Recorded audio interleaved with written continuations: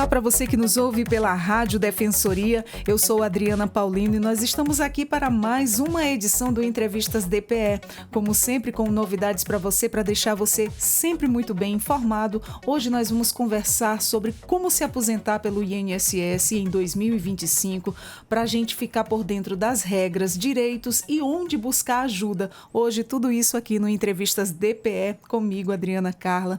A nossa convidada de hoje é Joana Maia, advogada previdenciarista. Seja muito bem-vinda, Joana, ao Entrevistas DPE. Então, para nosso começo de conversa, Joana, conta já para a gente, já para deixar assim como é as nossas dúvidas, as minhas dúvidas, são a dúvida dos demais, né, que estão nos ouvindo. Já para iniciar, quais são aí as principais mudanças nas regras de aposentadoria do INSS em 2025? Na verdade, temos duas grandes mudanças na regra de transição, que é na questão da pontuação, regra de transição por ponto e regra de transição por idade mínima progressiva, né? Para as mulheres, hoje, elas precisam somar 92 pontos, que soma a idade e mais o tempo de contribuição. O resultado dessa soma tem que dar 92. Obrigatoriamente, ela tem que ter, no mínimo, 30 anos de contribuição. E no caso do homem, ele precisa ter 102 pontos. E tem que ter, no mínimo, 35 anos de contribuição. Soma-se os 35 anos de contribuição, no caso do homem, e mais a idade, até formar 102. E aí, a cada ano, aumenta 6 meses. Então, vai ter progressiva. Até 2026, que é quando vai chegar na idade de 62 anos para mulher e 65 para homem. Por quê? Antigamente, né, antes da reforma da Previdência, você só precisaria preencher o requisito tempo de contribuição, que era 30 anos para mulher e 35 para homem. Não existia o critério etário, né, da idade. Com a reforma da Previdência, porque o governo ele quer estimular porque as pessoas fiquem mais tempo no mercado de trabalho. E aí incluiu o fator etário. Então, a regra tem que levar em consideração o quê? A idade mínima. Eu já tenho 30 anos de contribuição, doutora. Posso me aposentar? Não. A gente precisa analisar o seu fator etário. Você tem que estar, no mínimo, com 59 anos de idade. E mais os 30 anos de contribuição, obrigatoriamente. A aposentadoria por idade. Mulher, 62 anos e 15 de contribuição. Pronto. Homem, 65 e 20 de contribuição. Antigamente era só 15. Então, tem esse quesito também da alteração da contribuição do homem, não só da mulher, né? Da mulher permaneceu os 15 anos, mas o homem aumentou para mais 5 anos de contribuição. Como é que funciona a regra geral, né, para aposentadoria atualmente? Atualmente, a mulher precisa ter 15 anos de contribuição, 62 de idade. Homem, 20 anos de contribuição, 65 de idade. E aquela questão, Joana, que as pessoas, principalmente, eu já ouvi muita gente que é do quadro da União falando, nossa, porque se eu me aposentar com essa idade tal, o meu salário baixa. Como é que isso funciona? É porque a aposentadoria hoje é por média contributiva. Então, quando você preenche o requisito idade e tempo de contribuição, aí ele vai somar todas as suas contribuições. Aí vai tirar 60%. A cada ano, acima dos 15 anos para a mulher, é aumentado 2%. Aí ele vai somando 2%, até chegar no percentual de 100%, que não vai chegar a 80%. A única regra que você aproveita 100% das suas contribuições é na regra de transição do pedágio 100%. Né? Em 2019, se faltava 5 anos para você completar o seu quesito tempo de contribuição, você cumpre os 5 e mais 5, que é o pedágio, né? Então, você completa mais de 10 anos. Aí você faz a soma total das suas contribuições. E aí dá certo, dá uma aposentadoria melhor. Mas não tem outra forma de... vou me aposentar... Completei 60 anos de idade, mulher, né? 62 anos de idade e eu tenho 15 anos de contribuição. Mas eu ainda tenho vitalidade, ainda consigo trabalhar. Daria para permanecer para aumentar a renda, né? Porque senão vai ficar proporcional. E quais são as regras de transição, né? Para quem já contribuía antes da reforma da Previdência? Regra de transição do ponto... idade progressiva, pedágio de 50% e pedágio de 100%. Como é que é feito o cálculo do valor da aposentadoria e o que influencia no benefício final? A contribuição, o valor da contribuição, né? Sempre, porque é feito pela média contributiva dos salários a partir de 94. Então, quando você vai aposentar, toda a sua contribuição a partir de 94 vai entrar na média contributiva, né? O pedágio de 100% é o único que usa todos. Vai usar todo, 100% da sua média. Os outros pedágios vai usar o de 50% usa 60%, 80% da média contributiva. E as outras regras usa 60% mais 2% por cada ano que ultrapassar os 15 anos. Joana, quem é que tem direito ao benefício do INSS e quais são as categorias de trabalhadores aí podem se aposentar? A Previdência Social é contraprestação, né? Todo mundo que contribui tem direito, tem que estar na qualidade de segurado ou tenha que preencher os critérios de contribuição, né? Tempo mínimo de contribuição. Então, hoje existe uma distorção dos fatos em que as pessoas acham que aquela pessoa que nunca contribuiu para o INSS, mas tem uma deficiência, ela está aposentada. Ela não está aposentada. Ela recebe um benefício de prestação continuada, que é um benefício social, de amparo social. Só consegue benefício previdenciário em si quem contribui para o INSS. Assim como contribuição do regime próprio. Você só consegue contribuir, usufruir dos benefícios da Previdência própria se você contribuir para aquele regime. E o INSS não é diferente. A regra geral é a mesma, o regime geral da Previdência. Entendi. Quais são os documentos que são necessários para solicitar a aposentadoria? Documentos pessoais de identidade, comprovante de residência, carteira de trabalho e comprovante de emprego.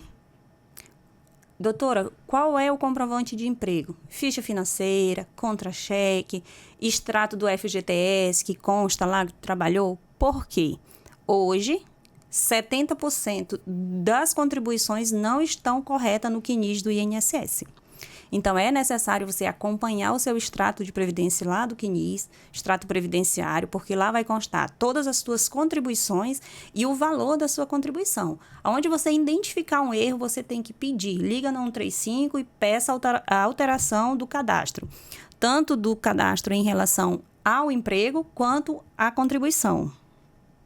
E quanto tempo, em média, aí leva, né, o processo de condensação do benefício após o pedido? Ultimamente está demorando bastante.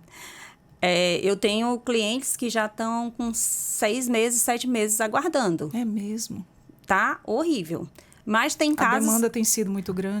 A demanda, não é nem a demanda, eu acho que o INSS está num processo de análise, assim, depois que passou para a fila nacional, aí complica. Porque antigamente você ia lá na agência, o servidor já analisava ali na hora, ele já era responsável pelo seu benefício. Hoje em dia, é tudo online. Então, vai para uma fila nacional.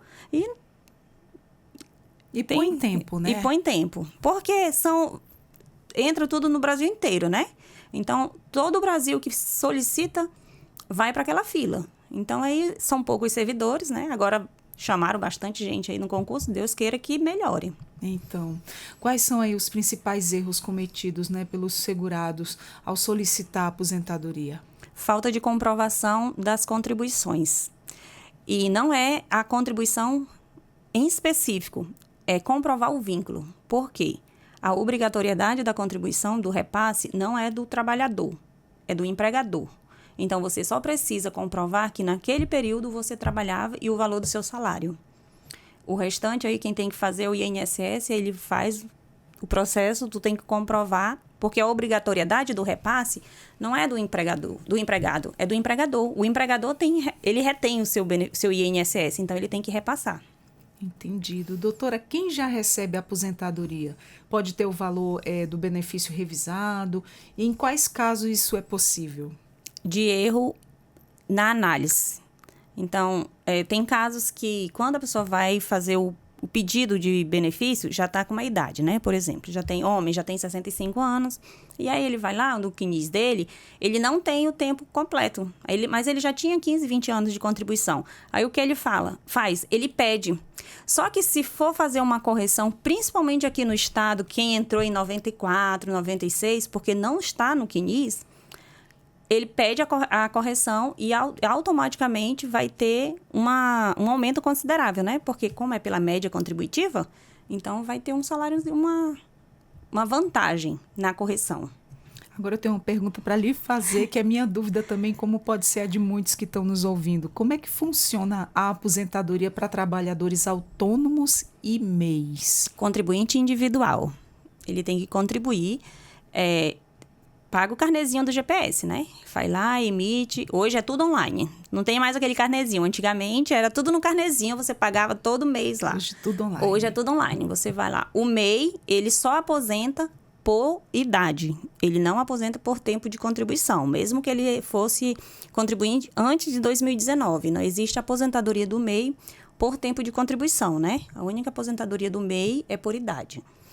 E o contribuinte individual, existe outras formas de contribuir, né? Tem que verificar o código lá que se enquadre para que ele aposentar também por tempo de contribuição e entra na regra de transição, que é mais benéfica. Entendido. E existe algum benefício ou regra diferenciada aí para professores, policiais ou trabalhadores rurais? Existe. E além dos professores, que é tempo de contribuição de 25 anos em efetivo exercício do magistério, né? Específico. Não adianta você ser professor universitário e querer aposentar pela regra do professor, porque você não vai conseguir. O rural, que é o segurado especial, que ele não precisa contribuir, mas ele precisa comprovar a atividade rural. Ah, mas eu não tenho terreno. Não precisa ter terreno. Basta ter um contrato de comodato, comprovar que trabalhava rural, no campo, na agricultura familiar. E policiais também, né? Que é 25 anos de contribuição. Hoje, o policial são todos regime próprio, né? É muito difícil ter um policial só em alguns municípios, mas é guarda municipal e o critério é diferenciado, né? Mas, basicamente, o policial é regime próprio, né? Cada estado tem o seu regime, mas o tempo mínimo de contribuição é 25 anos. Agora, uma dúvida de muitas mães, né? Eu, como mãe atípica e muitas outras só voltando também. aqui, Sim, tem a aposentadoria especial para as pessoas que trabalham em atividade nociva à saúde, que é a aposentadoria especial. Alta periculosidade, isso. Aquelas pessoas que trabalham com risco biológico, pessoas que trabalham mineradora, máquina pesada, trabalho de risco. Aí ele tem o tempo de contribuição reduzido, né? Que é de 25 anos, de 18 anos e de 15 anos. Os trabalhos mais perigosos, né? Isso. Aí precisa analisar onde se enquadra, né? A mais comum é do risco biológico, né? Que é o pessoal que trabalha na área da saúde, eles têm aposentadoria especial, 25 anos de contribuição. Com certeza. E quem é que pode solicitar o benefício de prestação continuada? Olha a dúvida de muitas mães. E qual é a diferença para a aposentadoria? Explica para a gente. O benefício de prestação continuada, como o nome já diz, ele é um benefício assistencial. Ele não é uma aposentadoria.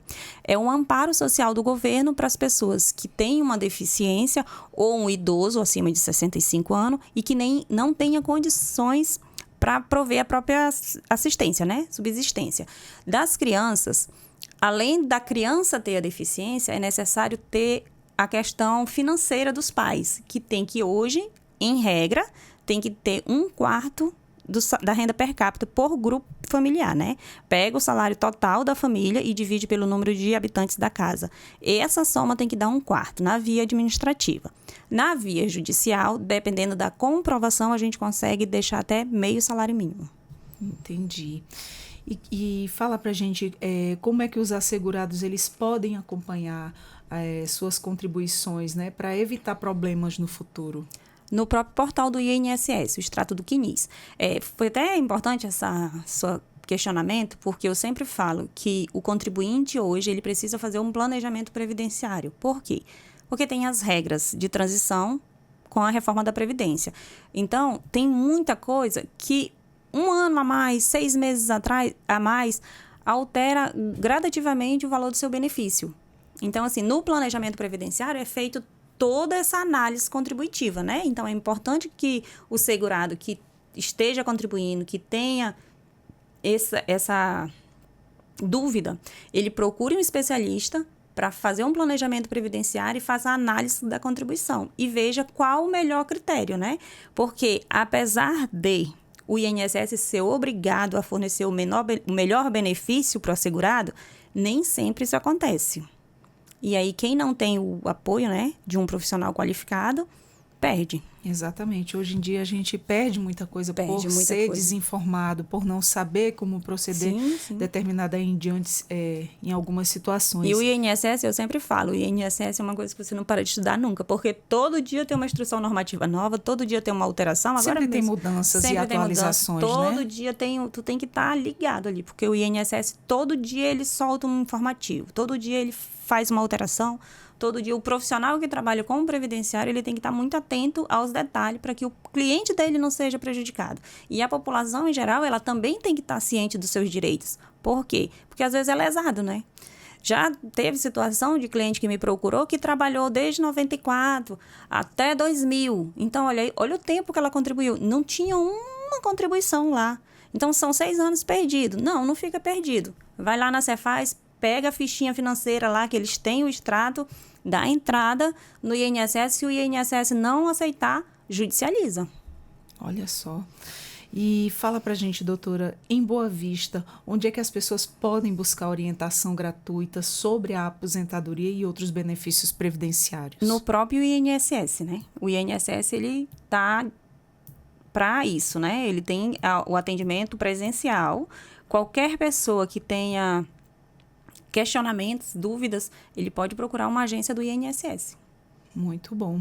Mas algo mais a nos acrescentar? Algo que eu não lhe perguntei que você gostaria de estar passando essa informação para a gente? Eu gostaria de reforçar a questão do planejamento em si, da importância do planejamento previdenciário e principalmente do professor, né? Que é o nosso maior leque aqui no estado de profissionais que trabalham no estado, no município, quer dizer, porque eles trabalham no município, mas ele contribui para o regime geral, que é para o INSS.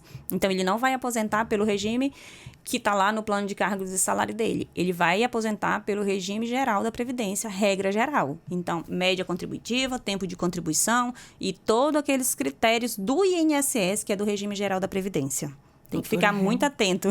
Doutora, realmente o profissional ele tem mesmo é que se pegar com um advogado, porque são muitas informações, tem que procurar um profissional qualificado para dar as orientações. Porque nem sempre o profissional que, se não estiver atento, o cliente perde. Porque são tantas coisas que a pessoa tem que saber que ali você não grava tudo, só um advogado mesmo. Só um especialista. Um especialista na área. Na área.